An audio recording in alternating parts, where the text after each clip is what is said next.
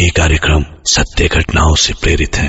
जिनके साथ ये घटनाएं घटी उसकी वास्तविकता उन्हीं तक सीमित है। भूत प्रेतों और असामान्य विषयों के होने पर चैनल कोई दावा नहीं करता और न ही प्रोत्साहन करता है।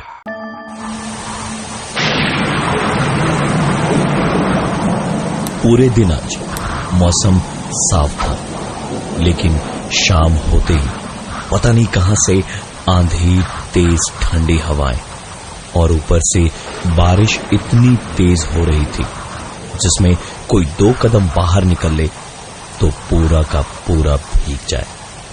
रह रह के बादलों का गरजना और बिजली का चमकना भी था।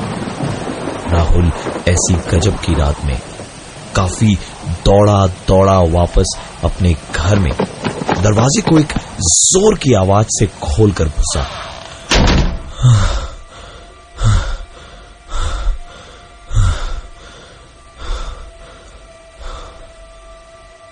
तौलिया लेकर राहुल ने अपने सर को पोंछा और आराम से कुर्सी पर बैठकर पैकेट निकालकर उसने सिगरेट जलाई।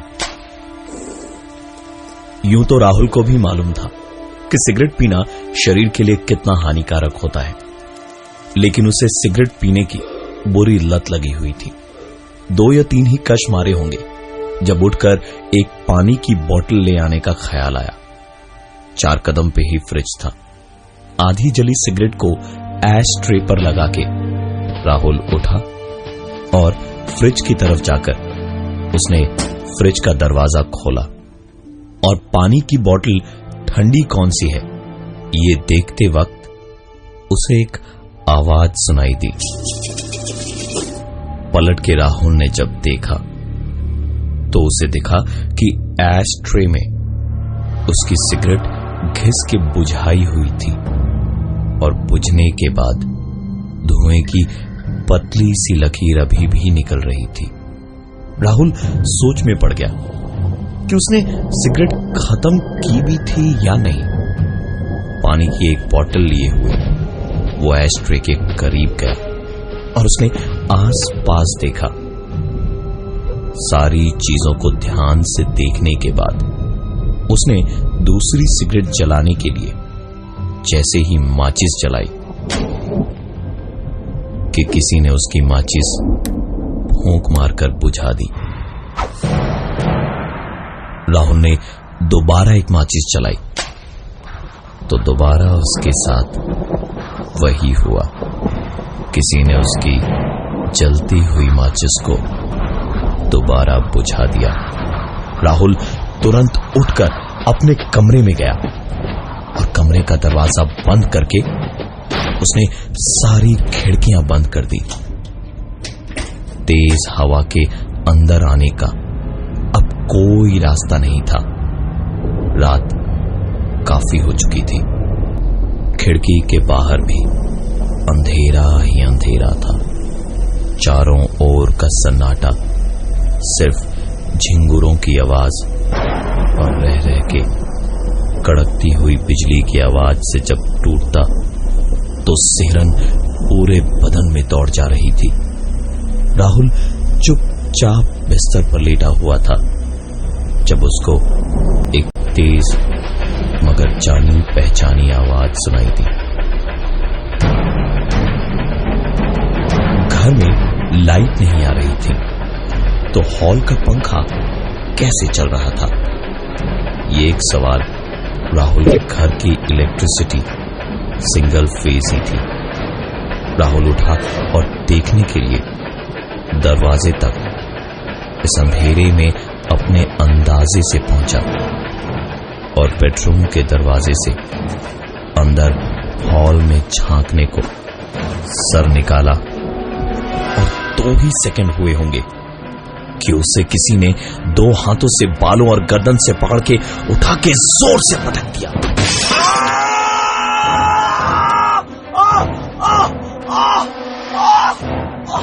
और वहीं चीखते चीखते राहुल बेहोश हो गया।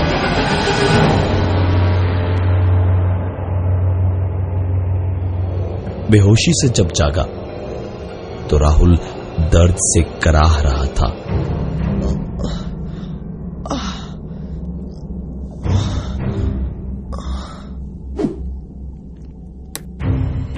सर पे हाथ रख के देखा तो वहां से खून बह रहा था। बहता खून तुरंत रोकना सबसे जरूरी था। दवा और पट्टियों के लिए फर्स्ट एड बॉक्स चाहिए था। इस घर में काफी सालों से राहुल रह रहा था, तो अंदाजे से उसे याद था। राहुल ने अलमारी को खोला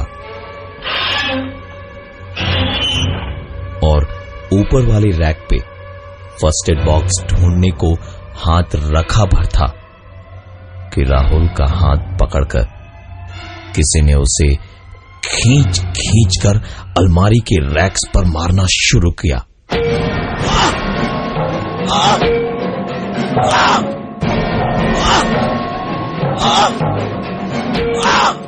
राहुल कुछ देर तो चीखा चिल्लाया, लेकिन अब उसकी चीख भी नहीं निकल रही थी। चोटें इस कदर लगी थी राहुल को कि उसकी आंख तक से खून बहने लगा था। चिल्लाने में भी उसे बेहद दर्द हो रहा था। उसने ऐसी हालत में भी हिम्मत दिखाते हुए अपनी जेब में से फोन निकाला और अपने दोस्त वैभव को फोन लगाया। वैभव ने फोन उठाया तो इधर से राहुल की दबी पर घुटी हुई आवाज आई। भाई मेरी हालत बहुत खराब है, प्लीज मुझे बचा ले।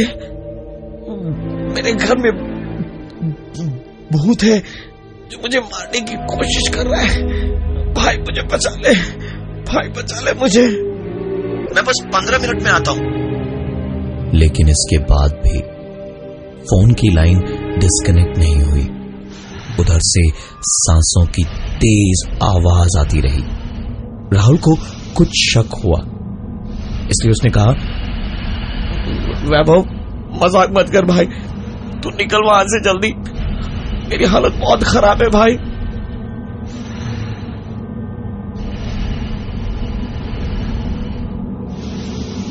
इसके जवाब में वैभव के फोन से एक दूसरी आवाज आई।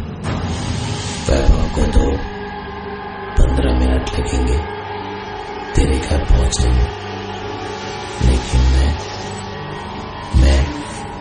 यही हूं। राहुल के हाथ से ये सुनकर फोन गिर गया और वो फिर रोते रोते चीखा, कौन हो तुम? क्यों मुझे मारने पर तुले हुए हो? कौन हो तुम? मुझे नजर क्यों नहीं आ रहे हो? कौन हो? कौन हो? बदले में उसको जवाब बातों से नहीं, हरकतों से मिला। सामने बाहर जाने का दरवाजा धीरे धीरे अपने आप बंद हुआ और उस दरवाजे की कुंडी अपने आप लग गई।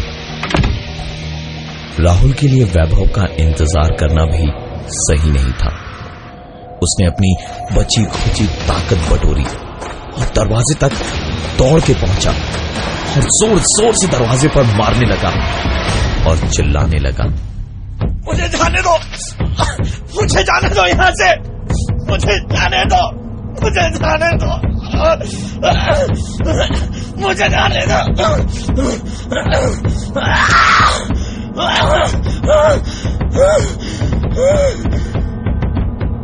लेकिन कुछ ही देर में खटखटाने की आवाज बदल गई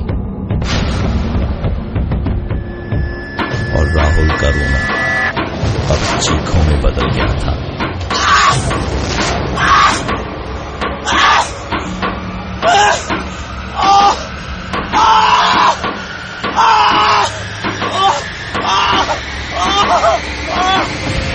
राहुल को लग रहा था जैसे उसके बाएं हाथ पर कोई बुरी तरह से मारे जा रहा था और तभी उसको किसी ने पीछे की तरफ धक्का मारा। राहुल जमीन पर गिरा और तभी लाइट भी आई। दर्द से बंद आंखें उसने खोली तो पाया कि बायां पूरा का पूरा हाथ खून से लथपथ था, जैसे कोई गाड़ी उसके हाथ के ऊपर से निकल गई हो।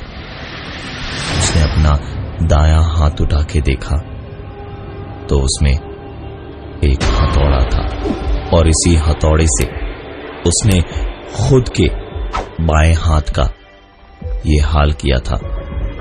राहुल एक बार फिर बेहोश हुआ और हथौड़ी उसके हाथ से छूटकर जमीन पर गिर गई।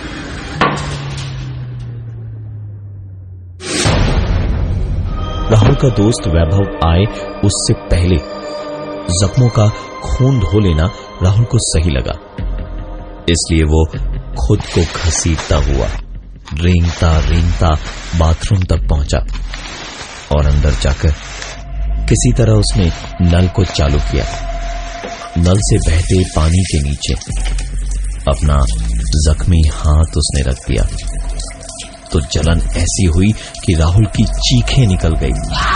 हाथ अच्छी तरह धोकर थोड़ा पानी उसने हाथ में लेकर अपनी गर्दन पे लगाया और फिर सीधा अपने चेहरे पर पानी को फेंकता रहा, फेंकता रहा, फेंकता रहा और इस पानी से ऐसे दम घुटना शुरू हुआ कि उसने अपना सर पूरी ताकत से ऊपर उठाया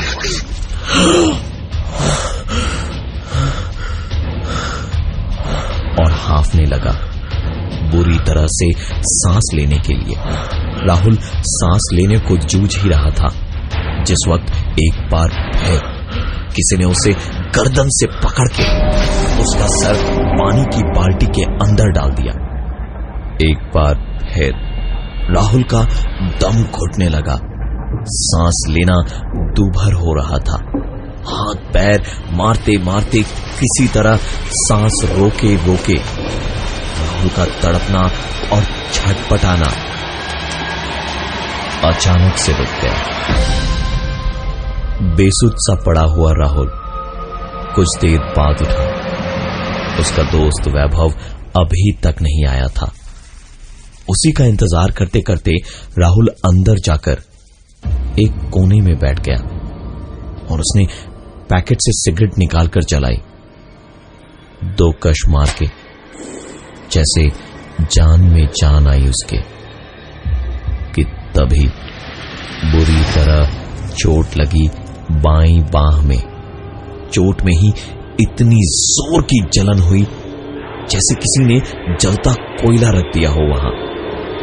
चीख कर राहुल ने सर उठा के देखा तो वो खुद ही एक हाथ में पकड़ी सिगरेट दूसरे हाथ पर घिस के बुझा रहा था और पागलों की तरह चीखे जा रहा था।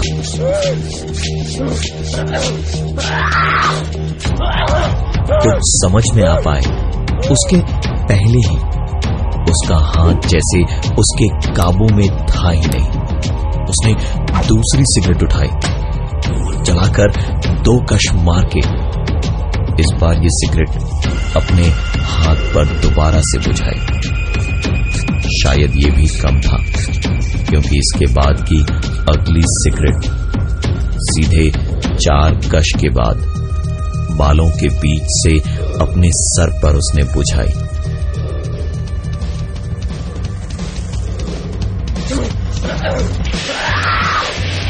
उसका दर्द और जलन से बुरा हाल था। उसके हाथ जब रुके वो अपने काबू में आया तब तक 14 से 15 सिगरेट्स उसने अपने बदन पे खुद ही बुझाकर पूरे बदन पर जलने के घाव बना लिए थे। कहीं छाले तो कहीं जलने के निशान बन गए थे। राहुल अब वैभव का इंतजार नहीं कर सकता था। वो उठा और दरवाजे के बाहर भागा और गौरतलब बात है कि इस बार दरवाजा एक बार कोशिश करने से ही खुल गया। जख्मी हाल में लंगड़ाता हुआ लहूलुहान सड़क के बीचों बीच खड़ा था इस वक्त राहुल, और एक ऑटो दिखते ही चिल्ला चिल्ला के उसे रोकने की कोशिश करने लगा। ऑटो के रुकते के साथ ही वो उसमें बैठकर आगे की ओर निकला।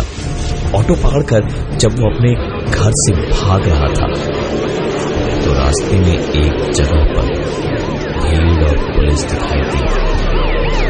तो उसे याद आया कि ये सब कुछ उसके साथ क्यों हो रहा था। ये वही जगह थी जहां करीबन 5 घंटे पहले रात के 11:30 बजे ऑफिस से लौटने के बाद बरसात में भीग कर जब वो घर पहुंचा तो उसने देखा कि सिगरेट गीली हो गई थी और घर पे जो एक्स्ट्रा सिगरेट्स थी वो भी खत्म हो चुकी थी। सोचा बाहर से ले आए, भीग तो चुका ही था पूरा। चौराहे पर दुकान बंद हो चुकी थी, इसलिए दुकान ढूंढता ढूंढता हुआ वो कुछ आगे उसी भीड़ वाली जगह पर पहुंचा जहां कुछ घंटों पहले तक एक चाय सिगरेट की दुकान थी। वहां रेडियो भी चल रहा था। दूर से बरसात में स्टोव की आवाज और उसी में रेडियो की आवाज आ रही थी जहां एक आरजे बोल रहा था, ऐसी भयंकर बरसात में जरा संभल कर बाहर निकलिएगा क्योंकि काफी नुकसान हो सकता है। शहर में बहुत तेज बारिश हो रही है। और फिलहाल हमारे रेडियो स्टेशन पर आपके लिए अगला गाना। मुस्कुराता हुआ रेडियो पर गाने सुनते सुनते राहुल ने एक पैकेट सिगरेट लिया और वहां से वापस निकल पड़ा। रास्ते में तेज बारिश में दूर से एक गाड़ी के आने की आवाज तो आ रही थी, लेकिन बारिश इतनी तेज थी कि उसे दिखाई कुछ नहीं दे रहा था। खुले मैदान के बीचों बीच हाईवे होने की वजह से गाड़ियों का कोई भरोसा नहीं था किधर से कब आ जाए। अचानक पानी उछालती हुई एक गाड़ी तेज रफ्तार से उसके बगल से निकल गई और लड़खड़ाता हुआ राहुल नीचे गिर गया। उठकर उसने देखा तो सिगरेट्स गीली हो गई थी। अपनी किस्मत को कोसता हुआ और आरजे की बातों को याद करता हुआ राहुल वापस निकल पड़ा उसी दुकान की ओर। लेकिन इस बार वहां पहुंचने पर बारिश की आवाज में न तो कहीं रेडियो की आवाज थी और न ही कहीं चाय के स्टोव की आवाज थी। उसने दोबारा एक पैकेट सिगरेट खरीदी और सोचा कि एक चाय भी पी ली जाए। फिलहाल बारिश भी हल्की हल्की हो रही थी। दुकान से जरा दूर सामने ही खड़े होके राहुल ने एक सिगरेट जलाई और चाय धीरे धीरे पीने लगा। बारिश तो रुक चुकी थी, लेकिन रह रहकर बादल गरज रहे थे और बादलों के गरजते गरजते ही अचानक जोर से बादल गरजा।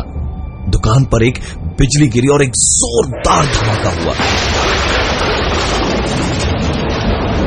किस्मत अच्छी थी राहुल की कि वो एक चट्टान की आड़ में खड़ा था, इसलिए उसकी तो जान बच गई।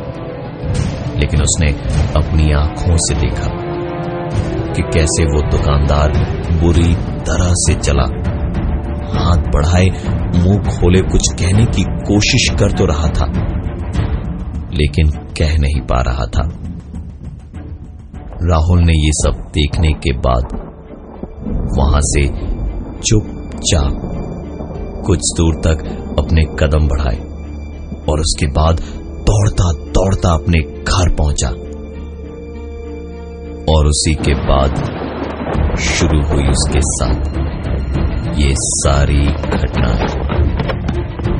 ऑटो में बैठा राहुल यही सब सोचता हुआ जा रहा था कि सोचते सोचते अचानक राहुल की नजर ऑटो से बाहर हॉस्पिटल पर पड़ी, जहां उसे दरअसल जाना था। लेकिन ऑटो वाला वहां से आगे बढ़ गया। राहुल ने उससे कहा, अरे भैया, वहीं हॉस्पिटल पे ही तो रुकना था हमको, वापस ले लीजिए, ऑटो वापस घुमाइए पीछे की तरफ। उस ऑटो वाले ने जवाब में कहा, तुम अपना किया वापस नहीं ले सकते, मैं ऑटो कैसे वापस ले लूं? इंसान को इंसान की मदद करनी चाहिए, याद रखना। अगले जन्म में काम आएगा तुम्हारे। इतना कह के वो ऑटो ड्राइवर पीछे पलटा तो राहुल ने उसकी जली शक्ल देखी और देखते ही राहुल को उस चाय वाले दुकानदार की शक्ल याद आई कि तभी सामने से आता हुआ एक ट्रक धीरे धीरे उनके काफी करीब आता गया और उनके